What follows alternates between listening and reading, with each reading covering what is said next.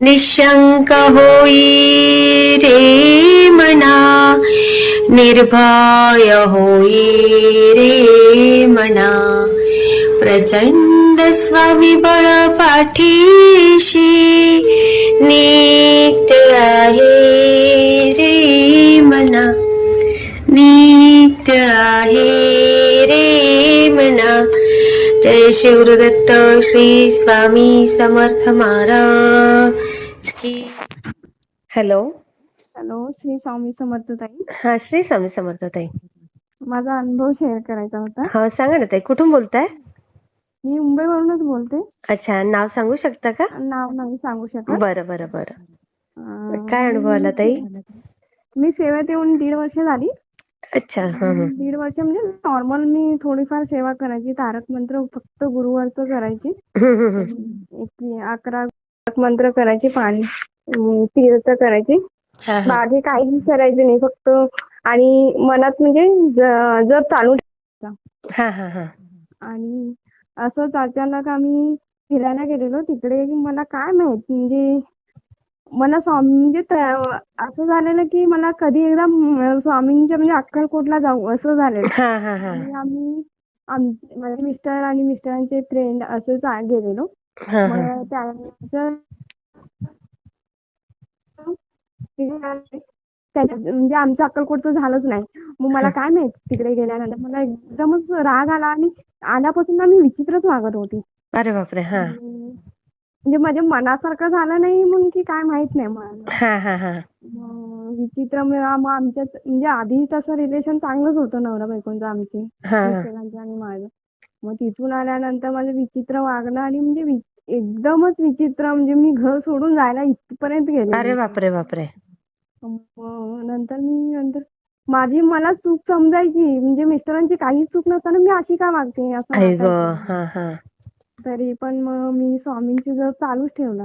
मग नंतर दररोज मी जप करायला लागली. कधी गुरुवारच फक्त करायची. मग दररोज करायला लागली तशी मग मला शांतता वाटली. मग दादरचं मठ आहे ना, तिथे गेली मी. तिथून खूपच म्हणजे माझ्यात पॉझिटिव्हिटी म्हणजे खूप फरक पडला तिथून.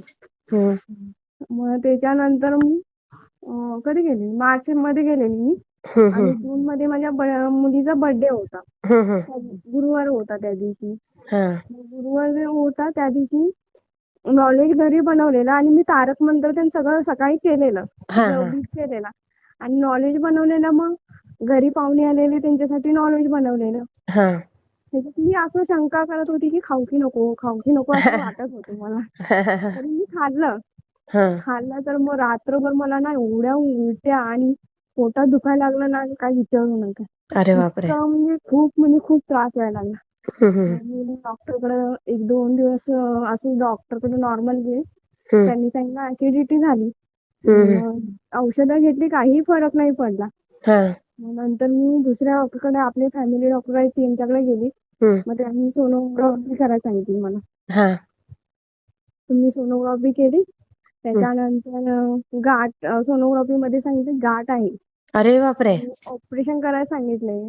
अरे. मग मी घाबरली थोडी, म्हणजे तरी पण मी इतकं काय असं स्वामींचं काही वेगळं करायची नाही. फक्त गुरुवारचं तारक मंत्र आणि दररोजचा जप चालू ठेवलेला.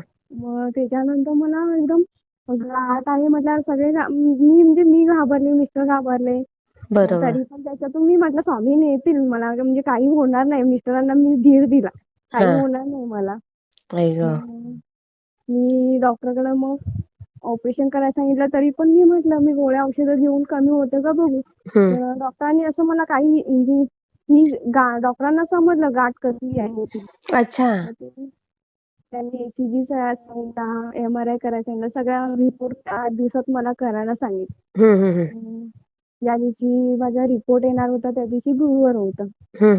सगळे रिपोर्ट काढल्यानंतर मग ती कॅन्सरची गाठ निघाली माझी.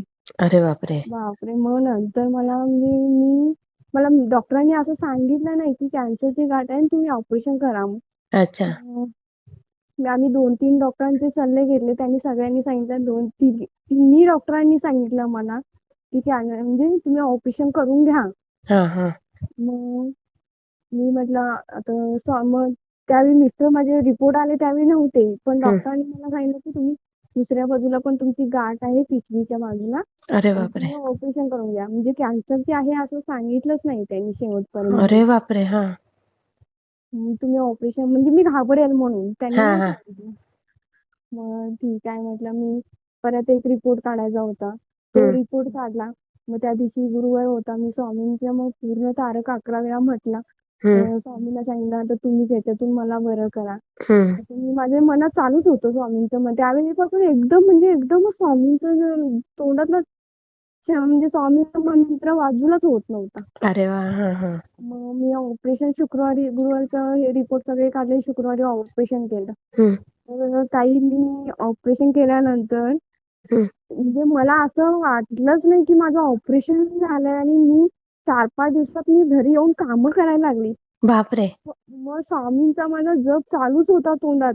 हो आणि नंतर ते रिपोर्ट यायला उशीर होतो ना गाठीचा हो रिपोर्ट हो. काढायचा तर. मग ते गाठीचा रिपोर्ट नंतर 8-10 दिवस गेले. हम्म. मग 8-10 दिवसानंतर त्यांनी सांगितलं कॅन्सरची गाठ होती. तरी अरे तुम्हाला बापरे. लवकर म्हणजे पहिला स्टेप त्यांना तुम्हाला समजलं की हा बाबा तुम्हाला कॅन्सरची सुरुवात आहे म्हणून. बापरे.